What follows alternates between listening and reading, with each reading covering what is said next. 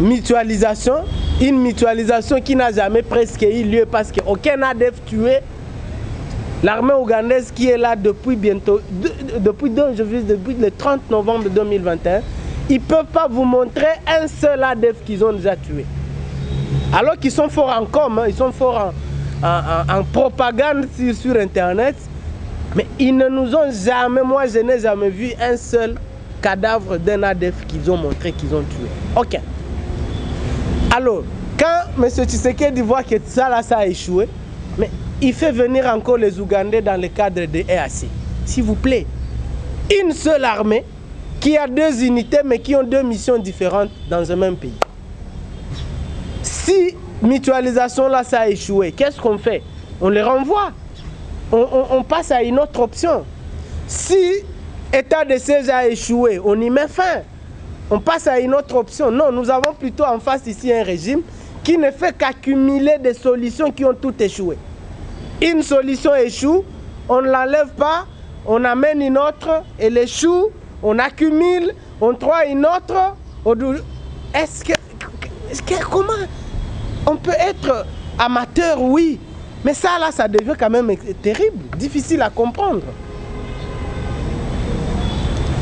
Alors, je vais finir par cette bourde de Biselele qui a confirmé à la lettre, ce que le président élu Martin Fayulu avait déjà dit, que cette guerre du M23, c'est une fabrication artificielle de M. Tshisekedi et M. Kagame. Si vous avez suivi l'intégralité de... Moi, la lecture que j'ai faite, c'est qu'apparemment, c'est le régime qui a commandé ça. Moi, j'ai suivi ça de l'intégralité. C'est que c'est le régime qui a commandé Alain Foka dans l'objectif de montrer que Tshisekedi, parmi tous, contrairement à tous ses prédécesseurs, Kabila et tout ça, il est le seul qui a réussi à mettre Kagame sur le dos du mur et qu'aujourd'hui Kagame est en train d'être condamné par la communauté internationale. C'était ça la démarche d'Alain Foka. Heureusement ou malheureusement, il a commis l'erreur d'y mettre cette histoire de Biselele et aujourd'hui l'opinion ne voit même plus tout son intégralité là. On s'est concentré sur ce petit extrait là de Biselele. Mais quand Biselele dit que ils sont arrivés, ils sont allés chez Kagame, ils ont dit voilà, prenez les minéraux, allez chercher les investisseurs. Comme vous avez un carnet d'adresses et que maintenant donc c'est clair que ça a capoté et voilà, ça nous amène à la guerre. C'est justement la thèse que le président élu avait déjà évoquée. C'est une guerre artificielle fabriquée par ces deux hommes. Alors, comment nous expliquer que vous ayez dépensé des centaines de millions de dollars dans des voyages tous les jours au motif qu'on allait chercher des investisseurs, mais au même moment, on a confié la mission à Kagame, qui est celui qui a le carnet d'adresse. Donc, nous, on n'avait pas de carnet d'adresse, mais on est quand même allé voyager, faire le tour du monde. Et c'est ce qui prouve qu'on n'a amené aucun investisseur. Parce que justement, on arrive en Chine, on n'a aucun carnet d'adresse, on va dans un hôtel, on dépense des millions, on rentre demain, on n'amène aucun investisseur. On trouve des mensonges ici, la Chine va nous donner, alors que tout ça était faux. Les carnets d'adresse sur lesquels nos amis comptaient étaient à Kigali. Et quand tout ceci a capoté, voilà, ça nous amène la résurgence du M23. Et c'est des femmes et des enfants innocents aujourd'hui qui payent les prix. Donc, je vais, je crois, finir par là. Et réitérer notre demande incessante pour ce qui concerne l'Ituri. Il est clair qu'on ne peut pas avoir la paix. Il faut même oublier la paix tant qu'il y a l'état de siège. L'état de siège est devenu un autre problème. Parce que les généraux qui sont là, ils n'ont plus besoin de quitter. Ils ont déjà pris le goût du pouvoir politique. Vous laissez à un seul général la gestion de toute une province. Il n'y a pas d'assemblée pour le contrôler. Il n'y a pas de gouvernement provincial. Il n'y a rien. Il est seul comme ça. Il fait ce qu'il veut comme s'il était dans sa boutique. Et vous voulez qu'il quitte là encore? Il ne veut plus entendre parler de ça. Donc il multipliera toutes les astuces pour envenimer la situation afin de rester là indéfiniment. Je finis par ce que je vous ai dit, rappeler que avant l'état de siège, la crise ne concernait que 2 territoires, Djougou et Irumu. Aujourd'hui, la crise est sur toute la province. Ça, c'est l'état de siège. Il n'y avait pas de problème à Mahagi, l'état de siège a amené les problèmes là-bas. Il n'y avait pas de problème à Mambasa, il n'y avait pas de problème dans la ville de Bunia. Aujourd'hui, les gens meurent.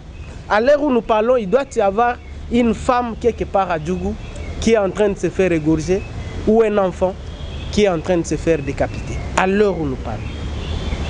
Parce qu'il y a même la plupart des morts ne sont même pas répertoriés.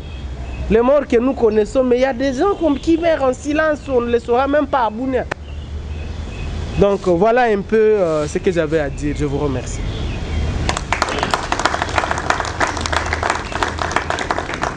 Merci beaucoup, camarade Luc Malembe, pour votre brillante présentation. Nous allons rapidement faire un petit rappel de ce que notre camarade vient d'affirmer. Il a commencé par la situation sécuritaire en Ituri, en rappelant que la semaine dernière, 3 localités ont été attaquées et on dénombre plus d'une vingtaine de morts déjà. C'était le samedi, je crois. Les dimanches, pardon. Alors qu'il a insisté pour dire que ces 3 localités ont déjà été entièrement pacifiées avant l'instauration de l'état de siège. Et il rappelle que c'est dans ces 3 localités-là que nous trouvons le plus grand site de déplacés internes avec plus de 60 000 déplacés internes. Et il insiste pour dire que même jusqu'à aujourd'hui, les nouveaux groupes armés continuent à naître en Ituri. Ça veut simplement dire que cet fameux état de siège n'est qu'une mascarade et que la réalité sécuritaire continue à se dégrader de jour au jour. Alors, concernant le Nord Kivu, il a commencé par rappeler le fait que 3 territoires du Nord Kivu sur le 7 sont aujourd'hui occupés par l'armée rwandaise. L'armée rwandaise sous le label du M23, bien entendu. Il a rappelé que le territoire de Rutshuru est pratiquement totalement occupé aujourd'hui. Le territoire de Nyiragongo est occupé à 70% par ses agresseurs et que le Massissi également, une grande partie des Massissi est occupée. Alors, il a aussi insisté sur le fait que depuis que cette affaire a commencé, malgré la campagne menée par le régime de Tshilombo à Kinshasa, aucune localité n'a été récupérée. Au contraire, c'est le M23 qui continue à gagner du terrain. Il a aussi parlé de cette situation qui règne aujourd'hui à l'Est, au Nord Kivu, où vous avez l'armée de l'East African Community qui se dispute le contrôle de notre territoire avec le M23. Sans que nous puissions lever même un petit doigt. Et donc, ça veut simplement dire, ça confirme d'ailleurs le propos du président élu qui a dit que la venue de cette armée sur notre territoire va donc permettre à ce qu'on puisse concrétiser la balkanisation du pays parce qu'en fait, nous avons déjà perdu notre souveraineté sur ces grands territoires qui nous appartiennent. Alors, il a aussi, il a terminé, donc on va juste en résumé terminer pour dire que l'état de siège aujourd'hui est devenu un autre problème à résoudre. Parce que là, nous avons affaire à des officiers congolais qui ont pris goût au pouvoir politique, qui sont dans le trafic de minerais et le trafic d'armes, qui se tapent de millions. D'ailleurs, ils ont, semble-t-il, quand on suit le propos de M. Tshilombo, augmenté les recettes de l'État là-bas. Nous ne savons pas comment ils ont fait ça. Et donc, vous avez affaire à des généraux affairistes qui compliquent la situation Et donc, aujourd'hui, l'état de siège est devenu un autre problème à résoudre. Voilà, chers camarades, le petit résumé qu'on peut faire sur l'exposé de notre camarade Luc Malembe. Nous allons devoir maintenant accorder la parole à nous tous ici. Si nous avons des questions ou nous avons des compléments d'informations, peut-être aussi, nous savons qu'aujourd'hui, effectivement, au début, nous avons dit que le camarade va s'apaisantir essentiellement sur la situation à Ituri et au Nord Kivu. Mais nous savons que la situation dans le Maïndombe, à Kwamut, mais aussi au Kwilu, continue à se dégrader du jour au jour. Donc, s'il y a un complément d'information ou des questions, nous allons donc pouvoir le recevoir. Voilà, la parole nous est accordée. Peut-être à la fin, on donnera la parole au secrétaire général pour clôturer. Vous passez, vous présentez, vous posez votre question.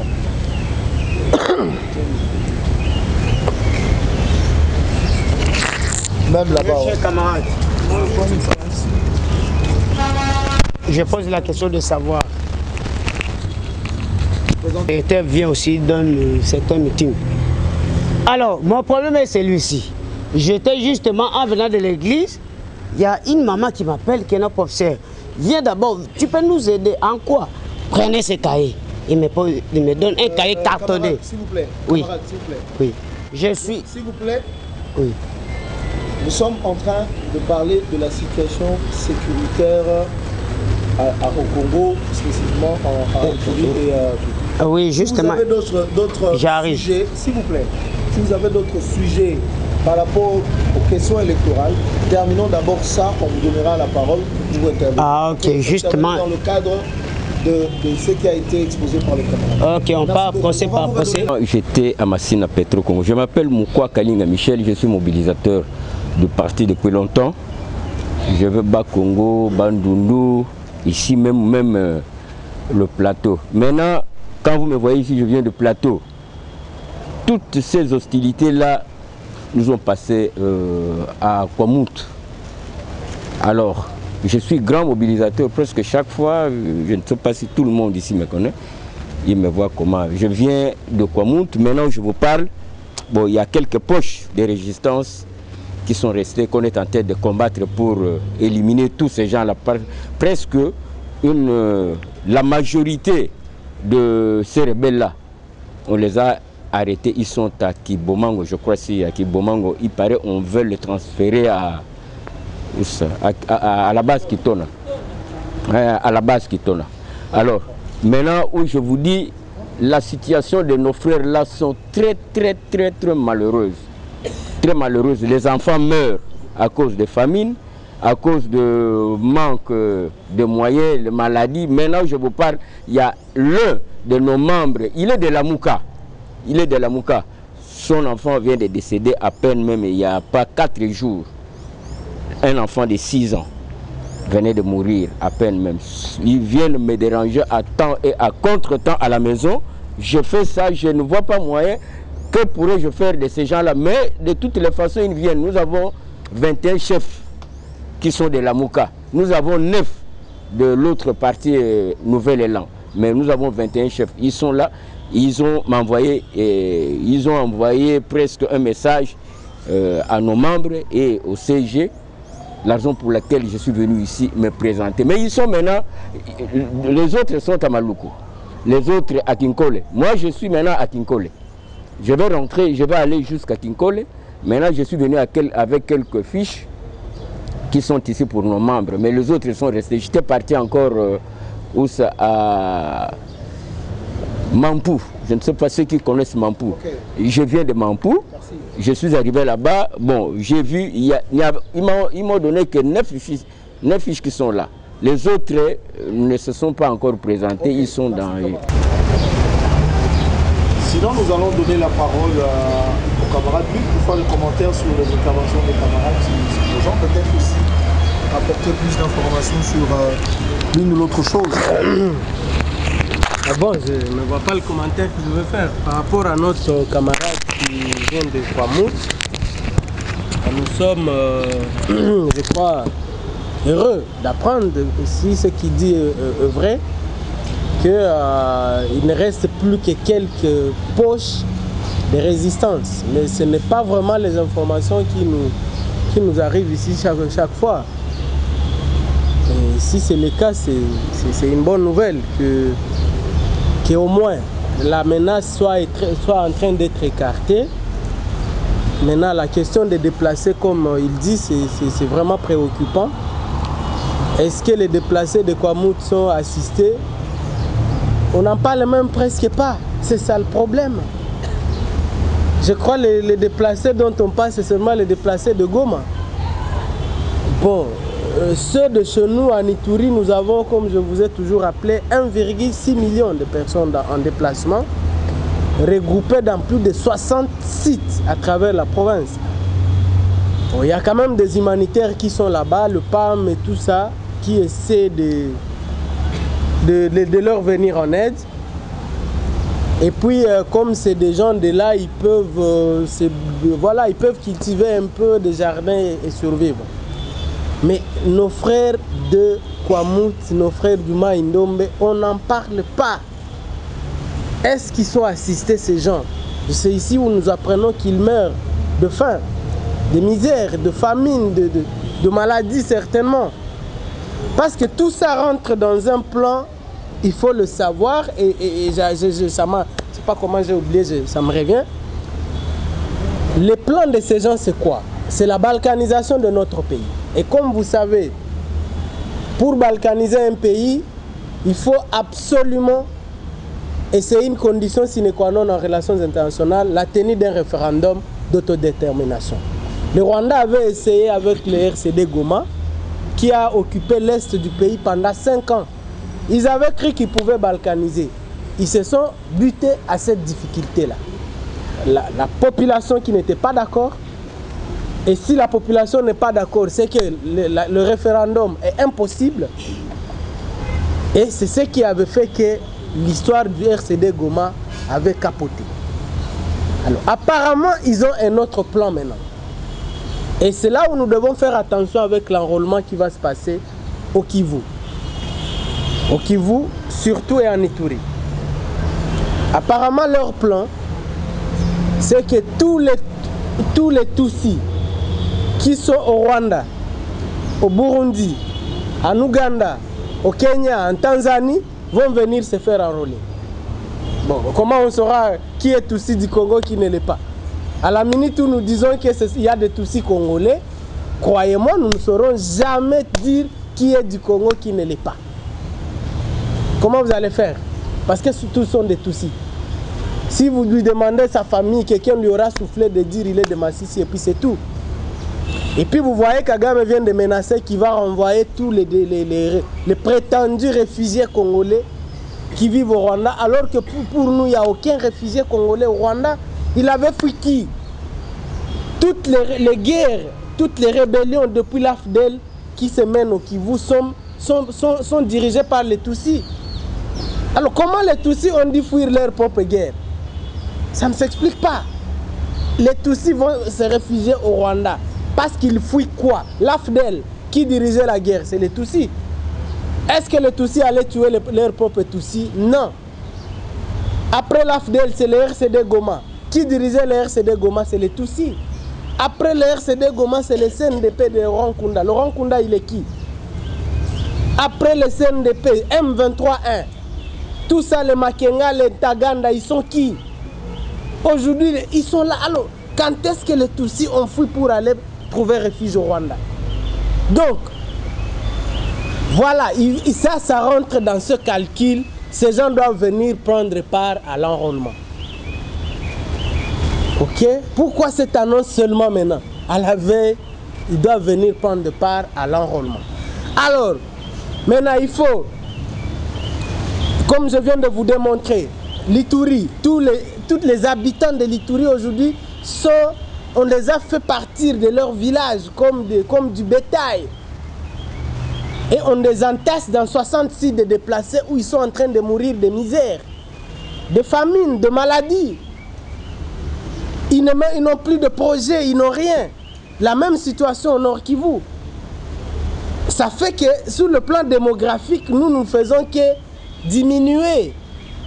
Alors si tous les Tutsis du Rwanda, de l'Ouganda, du Burundi, du Kenya, de Tanzanie viennent se faire enrôler au Kivu et à Ituri, n'est-ce pas? Ils deviennent des Congolais, c'est clair. Et qu'ils demandent la tenue d'un référendum d'autodétermination.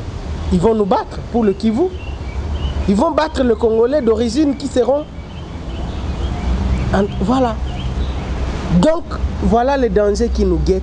C'est à ce niveau que ces gens sont... Leur calcul est à ce niveau-là. Est-ce qu'à Kinshasa, ces gens ici, ces jouisseurs ici connaissent? Est-ce qu'ils comprennent les enjeux? Donc c'est la même logique que vous voyez quand ils sont en train d'insécuriser partout dans le Maïndombe, amener les populations dans des camps ou dans des petites sites de fortune où ils sont en train de mourir comme les camarades venaient témoigner ici de maladies et de misères, de famine, de pauvreté. Ça, c'est un plan de la balkanisation de notre pays. Il faut lentement, oui, mais lentement, diminuer les Congolais d'origine et des gens viendront nous remplacer. Mais pour ce qui concerne l'Ituri et le Kivu, je vous dis, si leur calcul la passe et que tous ces gens viennent se faire enrôler, ils seront majoritaires que nous. Ensuite, ils vont écrire à l'ONU pour demander la tenue d'un référendum d'autodétermination. Et comme ils ont un puissant lobbying, l'ONU va accepter. Nous serons minoritaires, nous les originaires, qui allons refuser ce référendum. Mais le oui va l'emporter et ça se termine. Et à la minute où le oui l'emporte, c'est la balkanisation. Voilà. Merci. Merci beaucoup, camarade Luc. Est-ce qu'il y a encore une autre intervention? Moi, je voudrais quand même comprendre un peu la position de la MONUSCO. Vous en avez parlé tout à l'heure. Je sais que la population de l'Est, de manière générale, avait manifesté pour réclamer le départ de la MONUSCO. Mais, à moins que ma mémoire me trahisse, le mandat de la MONUSCO venait d'être prorogé. Ouais. Une année de plus. Ouais. Mais qu'est-ce qui justifie le fait que la MONUSCO aujourd'hui dise que moi je n'ai plus rien à foutre avec votre situation sécuritaire, en tout cas, je ne fais plus rien. Ils font plus alors rien. Maintenant, ça frise la complicité. Ouais. Ça frise la complicité. Bon. Et c'est quand même extrêmement grave pour une mission des Nations Unies. Bon, écoute, c'est délicat parce que c'est la population, en tout cas, ça c'est un constat vrai, que ce soit au Kivu, que ce soit en Ituri, plus personne ne veut de la MONUSCO. Ça c'est un fait. Alors ce qui est grave, c'est que d'accord que la population n'en voulait plus, mais les manifestations, les dernières manifestations, les régimes ici étaient derrière. Vous vous rappelez le discours de Bahati Lukwebo, qui était le premier à venir dire on doit chasser la MONUSCO. Et ensuite, les manifestations avaient commencé. La Lucha était dans les manifestations. Pour une fois, on a vu la Lucha manifester sans se faire réprimer par les forces de l'ordre. C'est ce qui avait fait comprendre à la MONUSCO que le régime était derrière. Alors, ça fait que aujourd'hui, personne ne peut dire à la MONUSCO que non, pourquoi il n'est pas intervenu, parce que pour nous, ils peuvent même, pour nous, il n'existe même plus. On s'en fout, on s'en occupe plus. Pour la population, on s'en occupe plus.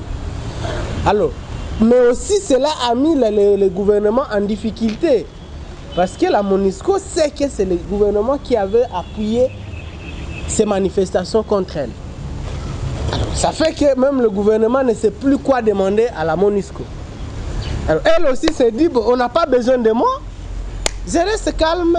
J'attends en train de faire mes valises. C'est ce qu'elle dit, mais curieusement, le mandat a été renouvelé. Renouvelé pourquoi alors? Parce que je viens de vous dire que les M23 ont pris la cité de Kiwanja. Ça, c'était il y a plus de 3 mois. Il y a un grand camp de la MONUSCO à Kiwanja. Ils vivent là avec les M23. Ils sont là. Ils sont là, calmes ici. Ils ne sortent pas de leur camp. Ils sont là, calmes. Et s'ils sortent, ils sortent. Les M23 ne les dérangent pas et aussi ne dérangent pas les M23. Ils n'appuient pas l'armée, ils sont là, seuls. Ensuite, les M23 venaient de prendre Nyamilima. Il y a un camp de la MONUSCO à Nyamilima. Des Marocains, ils sont là. Comment on dit, à Kichanga. À Kichanga, c'est dans le Massissi, c'est la cité que les M23 étaient en train d'aller là lorsqu'ils ont tué à Kishiché. C'est la route de Kichanga pour aller à Saki. Et il y a un camp de la MONUSCO à Kichanga qui vivent avec tout ça, les Maïmaï, les FDLR, parce que c'est eux qui contrôlent Kichanga. Ils sont là avec eux. Donc ils s'adaptent à tout le monde, mais y compris les FDLR. Ils sont là avec eux. Alors, c'est délicat, justement. Bon, l'opinion, en tout cas dans l'opinion, on s'en rappelle même plus parce que bon, on doit être cohérent, on n'en veut plus. Vous ne voulez plus déjà, pourquoi vous allez leur demander comment ils ne sont pas intervenus? Non, soyons logiques, on ne peut plus. La population du Nord Kivu, personne ne peut encore demander à la MONUSCO pourquoi elle n'est pas intervenue, parce que pour nous, elle est censée ne plus même être là. Le gouvernement lui aussi ne s'est rien demandé parce qu'il avait appuyé les manifestations contre la MONUSCO pour des raisons populistes. Et donc, ça devient une situation délicate. Et aussi, ils se disent, on n'a pas besoin de nous, donc on ne serait plus sur nous-mêmes, on reste calme. On observe qu'ils fassent leurs trucs sans nous. Voilà la situation de la MONUSCO, elle est là, calme. Ok, camarade, intervention. Du Congo depuis 1994. Est-ce que c'est possible de leur localiser dans la partie est de notre République? Et s'ils sont là, parce qu'ils font partie des arguments, des astuces du Rwanda qui sont poursuivis chez nous. Est-ce que l'État congolais ne peut pas organiser leur retour en force pour que ça soit aussi une astuce pour nous? Parce que c'est Hutus, ce sont des Bantous comme nous. Ça peut aussi nous servir comme argument d'aller leur défendre dans leur territoire rwandais. Nous, à la demande de la communauté internationale, il ne faut pas l'oublier, c'est la communauté internationale qui avait à l'époque exigé au gouvernement de Mobutu d'ouvrir nos frontières et de laisser passer plus de 2 millions de Hutus avec leurs armes, avec leurs banques. En fait, c'était un État qui s'était déplacé vers un autre État. Une première au monde où on laisse des réfugiés traverser une frontière avec des armes. Et c'est le jour-là où le malheur de l'Est du pays a commencé. Alors, ces gens ont traversé chez nous, mais pour être honnête, 28 ans après, parce que là nous sommes en 1994, 28 ans ou 29 ans après, la plupart de ces gens, s'il y avait ces Interahamwe accusés d'avoir commis le génocide au Rwanda, les papas, et les hommes et les femmes qui étaient âgés de 20, 30, 40 ans, est-ce qu'ils existent encore? Ils sont morts dans les forêts congolaises. Parce qu'après ça, l'AFDEL est venu pour faire quoi? Pour les tuer. C'est parce qu'on n'en parle pas, mais il y a eu un double génocide. L'AFDEL a commis un génocide sur les Hutus. Il y avait le plus grand camp de déplacés à l'époque à Mugunga, à côté de Sake. Mais c'était un carnage. Ils ont fui jusqu'à Tingi-Tingi. L'AFDEL les a poursuivis, exterminés. C'était un double génocide en fait. Alors, après tout ça, il y a eu des opérations sous Kabila entre l'armée rwandaise et congolaise pour les traquer. Ils n'existent plus. Ces gens-là accusés de génocide. Ils sont morts dans les forêts congolaises. Ceux qui existent, c'est des jeunes gens venus par exemple à l'âge de 2 ans, de 5 ans, ou qui sont nés dans les forêts congolaises. Ce sont ces gens qui sont des FDLR aujourd'hui. Et ils n'ont commis aucun génocide. Parce que la qualité de génocide ne se transmet pas de père en fils. Si le père a été génocidaire, ok, est-ce que son fils l'est? Non. Alors, Ce sont ces jeunes gens qui sont là aujourd'hui parce que FDLR, c'est un mouvement politico-militaire. Et ils ont le droit de rentrer dans leur pays au Rwanda, y mener aussi leurs activités politiques, c'est de leur droit. On ne peut pas le leur interdire, c'est de leur droit. Alors, maintenant, qu'est-ce qui manque? Pourquoi nous, on ne peut pas les aider à rentrer chez eux? Je croyais que c'est de ça que M. Tshisekedi parlait. Le jour où il est allé à la télévision, il dit qu'il va aider les Rwandais à se débarrasser de Kagame. Le problème, c'est que nous, on ne fait que... C'est pour seulement parler. Ok, qu'est-ce qu'il fait dans l'entretemps? Comment il fait pour aider les Rwandais à se débarrasser de Kagame? Parce que le seul adversaire crédible de Kagame au Rwanda, c'est le FDLR. C'est le FDLR. C'est le seul, il n'y en a pas d'autre. Parce que le Rwanda, c'est un pays à plus de 85% Hutus. Et les Hutus sont aujourd'hui marginalisés, écartés de la gestion de leur pays par une minorité de Kagame et de Tutsis. Ils sont à plus de 85%. Les Tutsis doivent être à 10% et les Pygmées, les Tois, à 5%. Alors, si nous étions un État sérieux depuis tous ces temps, on aurait déjà aidé les Hutus à rentrer dans leur pays et aussi, comment dire, les FDLR, à rentrer dans leur pays, à renverser Kagame et à prendre le pouvoir dans leur pays. Nous, qu'est-ce que nous faisons? Est-ce que nous avons un pouvoir qui a cette capacité? Nous ne sommes pas d'abord capables de nous défaire du M23. Comment nous allons aider les FDLR à aller prendre Kigali? Comment nous allons faire? C'est ça le problème. Donc, en tout cas, c'est l'unique option. Si nous étions un gouvernement sérieux, c'est l'unique option dont nous disposons pour déstabiliser Kagame. Si nous étions sérieux, nous devrions nous aussi appuyer les FDLR à aller prendre 2 ou 3 provinces au Rwanda. Nous mettons Kagame dans une situation où il va d'abord s'occuper de son propre pouvoir avant de venir chaque fois nous agresser. Nous ne sommes pas sérieux. Joseph Kabila venait de passer 18 ans. Il n'a rien fait sur cette question-là. Apparemment, c'est Mouzé Laurent Désiré Kabila qui était dans cette option et qui était sérieux. Je crois que si Mouzé n'était pas tué, c'était ça l'unique option de faire partir Kagame. Parce que ni t'étais les génocides de 94, par quelle magie Kagame pouvait devenir président? Je viens de vous démontrer que par aucune magie, un Tutsi dans une démocratie, c'est une élection démocratique. Un Tutsi ne peut pas être président au Rwanda, c'est impossible. Parce qu'ils sont minoritaires.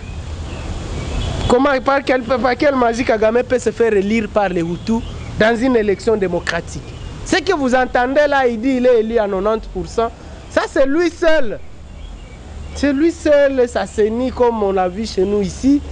Ils disent qu'il n'a pas d'abord d'adversaire. Kagame organise des élections. C'est qui l'opposant? Il n'y en a pas. Bon, vous voulez qu'il puisse avoir combien? Donc, le jour où nous allons être un régime sérieux, en tout cas si nous prenons les choses en main, il faut mettre Kagame dans une situation comme ça. On appuie les FDLR, ils prennent 3 provinces du Rwanda. Et voilà, comme ça, ils s'occupent maintenant eux aussi de leurs problèmes. Comment il va appuyer le M23 si déjà 3 provinces chez lui aussi sont occupées? Il va d'abord s'occuper de son propre pouvoir que de nous agresser tous les jours. Merci beaucoup. Ok, voilà. Donc nous allons devoir finir là aujourd'hui.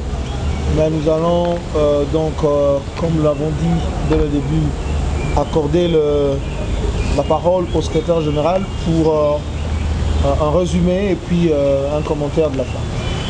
Merci. Des informations, oui, ouais. Bien sûr. Je vous laisse ma place, comme ça moi je récupère la vôtre. Ça va. Merci, parent.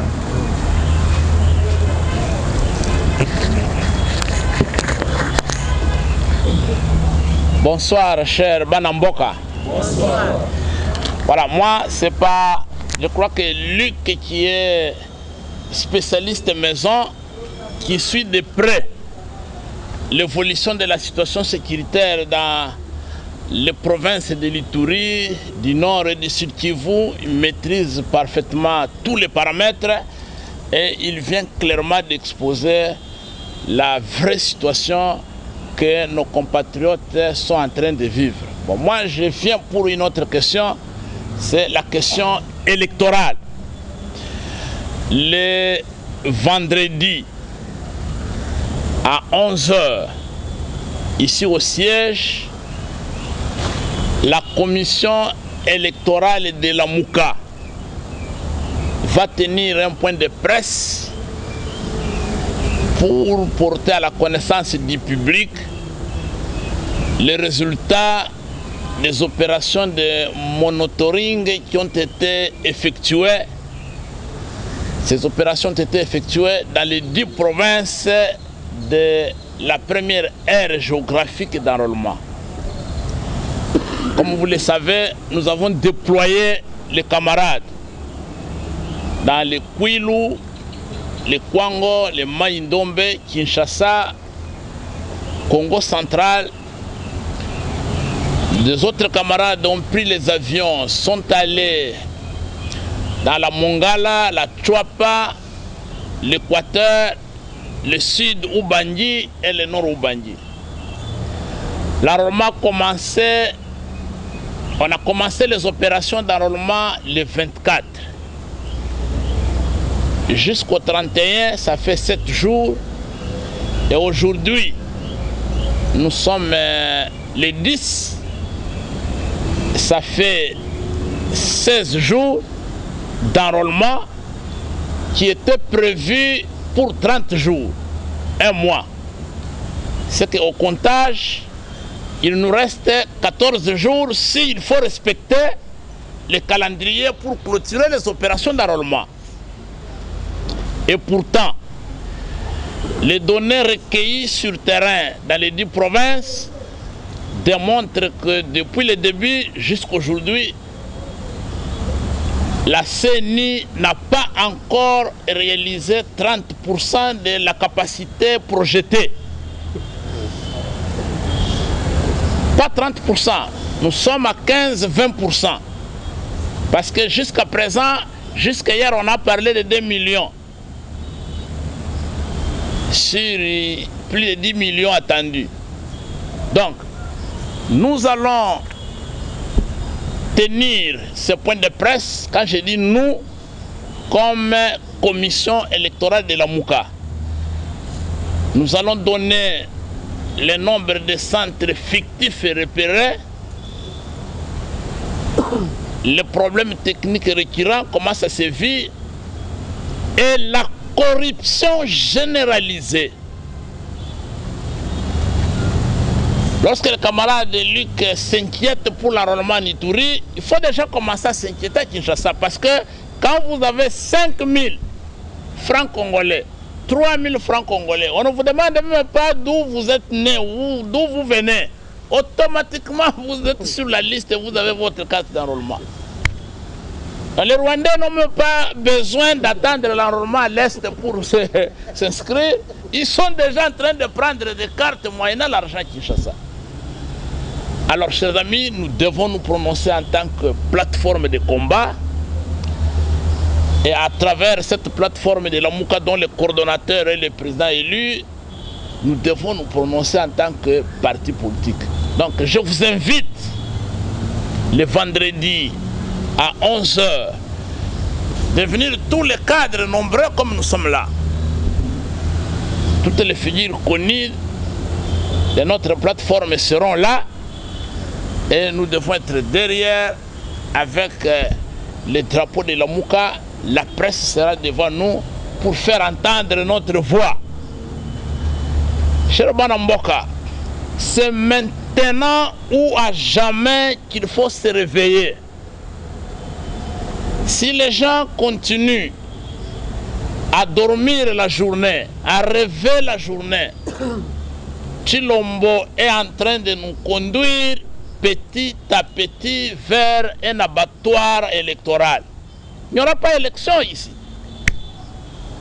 Donc voilà, c'est le rendez-vous que je voulais vous annoncer et vous demander de faire violence, toutes les sections doivent être représentées. Les sous-sections doivent être représentées parce que vous aurez les informations précises collectées de toutes les provinces concernées au lieu de vous contenter seulement de ce qui se passe ici à Kinshasa. À l'intérieur, c'est plus grave. C'est plus grave. Jusque ce matin à Kasungulunda, les gens sont encore dans la cité en train d'attendre les kits qui doivent quitter de Kinshasa qui ne sont pas encore arrivés.